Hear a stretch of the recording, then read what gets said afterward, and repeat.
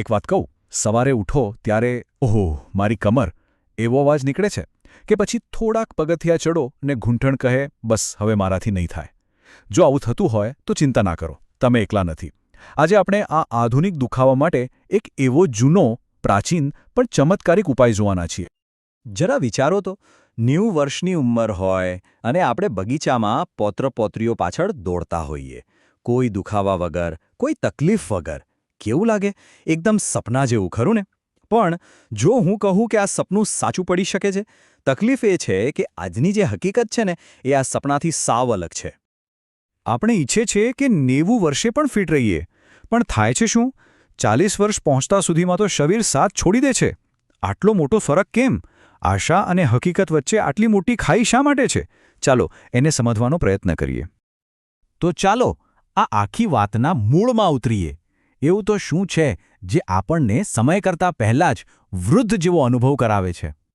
અને કારણો ક્યાંય દૂર નથી, આપણી નજર સામે જ છે, આપણી રોજની આદતોમાં. કલાકો સુધી મોબાઈલમાં ડોકું નાખીને બેસી રહેવું, આખો દિવસ ઓફિસની ખુરશીને પકડી રાખવી, અને હા, બહારનું તળેલું અને મસાલેદાર ખાવાનું. આ બધી આદતો ખબર પણ ના પડે એમ ધીમે ધીમે શરીરને અંદરથી પોલું કરી રહી છે. અને એનું પરિણામ એ છે કે હાડકાં એટલા નબળા પડી જાય છે કે સામાન્ય ઠોકર વાગે તો પણ ફ્રેક્ચરનો ડર લાગે. ઘૂંટણમાં એક એવો દુખાવો શરૂ થાય છે જે ક્યારેય જવાનું નામ જ નથી લેતો. કમર તો જાણે આપણી છે જ નહીં, અને ચાલવું એ તો એક મોટો પડકાર બની જાય છે. અને પછી આપણે શું કહીએ? સૌથી સહેલું બહાનું, અરે હવે તો ઉંમર થઈ. પણ ના, આ સત્ય નથી.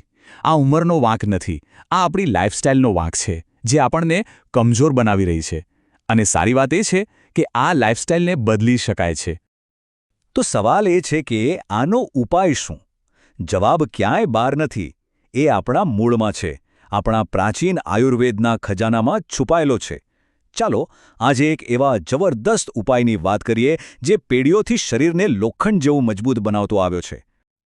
આ કોઈ ખાલી દાવો નથી, આ એક વચન છે, એક એવો દેશી ઘરેલું નુસ્ખો જે પગમાં ઘોડા જેવી તાકાત ભરી દે.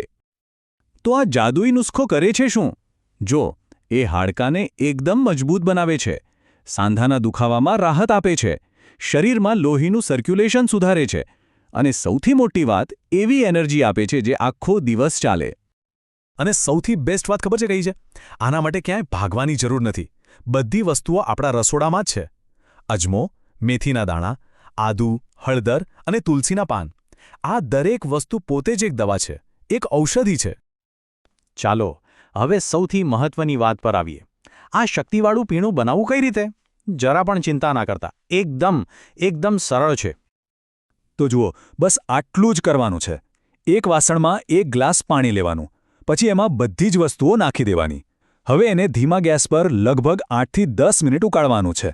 બસ, પછી એને ગાળી લો અને લો, તમારું પીણું તૈયાર. છે ને એકદમ સિમ્પલ. સારું, બનાવતા તો આવડી ગયું, પણ અસલી કમાલ ત્યારે થશે જ્યારે આ આપણી રોજિંદી આદત બનશે. તો ચાલો જોઈએ કે સારામાં સારા રિઝલ્ટ માટે આને કેવી રીતે લેવાનું છે. આને સવારની ચા કોફીની જેમ એક નિયમ બનાવી લો. રોજ સવારે ખાલી પેટે, અઠવાડિયામાં 4 થી 5 દિવસ પીશો તો પણ ચાલશે. સમજો કે આ શરીરને અપાતી એક ગિફ્ટ છે. અને હવે સાંભળો સૌથી મજાની વાત. આના માટે મહિનાઓ સુધી રાહ નથી જોવાની. ફક્ત 15 થી 20 દિવસમાં શરીરમાં ફરક દેખાવા લાગશે. હા, આટલું જલ્દી. આ જ તો આ નુસ્ખાની તાકાત છે. તમને જાતે જ અનુભવ થશે કે હાડકામાં મજબૂતી આવી રહી છે, ઘૂંટણનો દુખાવો ઘટી રહ્યો છે, કમરને આરામ મળી રહ્યો છે, થાક ઓછો લાગશે અને શરીરમાં એક નવી સ્ફૂર્તિ આવશે. એમ લાગશે કે જાણે જીવવાનું ફરીથી શરૂ થયું છે. પણ હા, એક વાત યાદ રાખજો, કોઈ પણ ઉપાય એકલો જાદુ નથી કરતો. જો લાંબા સમય સુધી અને સારો ફાયદો જોઈતો હોય તો એને સારી જીવનશૈલી સાથે જોડવો પડે. તો ચાલો આ ઉપાયની અસરને ડબલ કેવી રીતે કરવી એ પણ જોઈ લઈએ. આ પીણું તો પીવાનું જ છે, પણ એની સાથે બસ રોજ 20 મિનિટ ચાલી લો, દિવસભર પાણી પીતા રહો, બહારનું જંક ફૂડ થોડું ઓછું કરી નાખો, અને થોડી હલકી ફૂલકી કસરત. બસ આટલું કોમ્બિનેશન તમારું જીવન બદલી શકે છે. અને હા, એક બહુ જ જરૂરી વાત, જો કોઈ ગંભીર તબીબી સમસ્યા હોય તો કોઈપણ ઘરેલું ઉપાય કરતા પહેલાં ડૉક્ટરની સલાહ ચોક્કસ લેવી. આ નુસ્ખો સામાન્ય નબળાઈ અને દુખાવા માટે છે. તો છેલ્લે આ બધી વાત આપણને એક સવાલ પર લાવીને મૂકી દે છે. શું એવું બની શકે કે આપણી આ નવી સમસ્યાઓનો ઉકેલ આપણે ખોટી જગ્યાએ શોધી રહ્યા છીએ? શું સાચો જવાબ આપણા વડવાઓના જ્ઞાનમાં અને પ્રકૃતિમાં જ છુપાયેલો છે? આના પર જરૂર વિચારજો. તમારું શરીર ચોક્કસ તમારો આભાર માનશે.